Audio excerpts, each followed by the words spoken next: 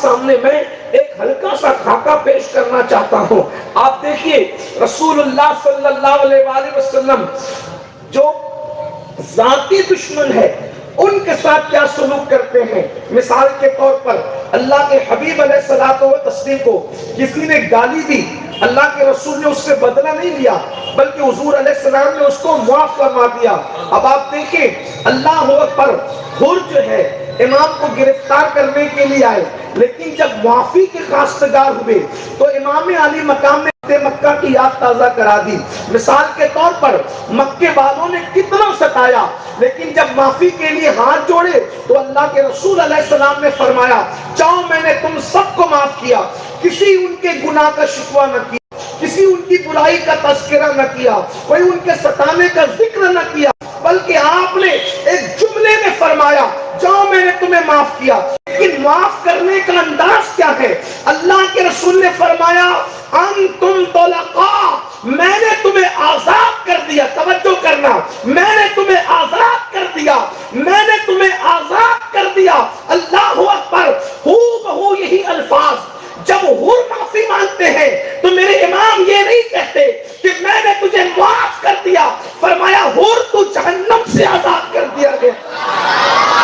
معاف کرنے کا لہجہ بھی وہی، معاف کرنے کا انداز بھی وہی. اس کے بعد آپ دیکھیں امام علی مقام علی جدی علیہ السلام کو آپ دیکھیں. اللہ اکبر، جو شجاع اللہ کے رسول علیہ السلام، میں برابری کی بات نہیں کر رہا ہوں، عکس جمیل کی بات کر رہا ہوں. حضور کی کوئی برابری کر ہی نہیں سکتا. انبیاء کرام برابری نہ کر سکے تو کوئی اور کیا غیر نبی کر سکتا ہے.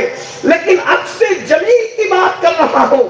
ظاہر سی بات ہے اہل علم اچھی طرح جانتے ہیں جو فرق اصل اور عکس میں ہے وہی فرق مصطفیٰ جان رحمت اور امام حسین کی ذات میں ہے. لیکن بات اتنی ہے اصل اور عکس میں فرق زمین اور آسمان سے زیادہ ہوتا ہے، لیکن اصل اور عکس ہو بہو نظر آتا ہے، نظر ہو بہو آتا ہے، لیکن فرق بہت ہوا کرتا ہے. میرے پیارے آقا علیہ السلام کے پیارے دیوانوں، حنین کی جنگ میں جب صحابہ کرام کے قدم اکھڑ جاتے ہیں تو تنہا مصطفیٰ جان رحمت اپنے دلدل پر اکیلے دشمن کا مقابلہ کرتے ہیں. اب اس کی اگر تصویر دیکھنا ہے تو کربلا میں امام حسین کو دیکھو.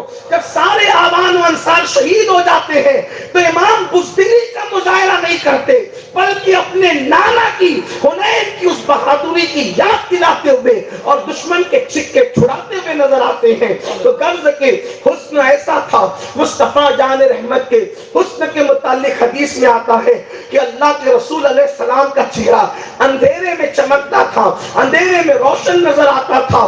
اللہ اکبر. امام علی مقام کے متعلق علامہ عبدالرحمن جامی لکھتے ہیں امام حسین اتنے خوبصورت تھے کہ رات کے اندھیرے میں آپ کے چہرے کی روشنی میں لوگ رستہ طے کر لیا کرتے تھے. آپ اندازہ فرمائیں اس حسن کا عالم کیا ہوگا، اس جمال کا عالم کیا ہوگا جس کے چہرے میں اہل علم کی، اہل دانش کی توجہ چاہتا ہوں.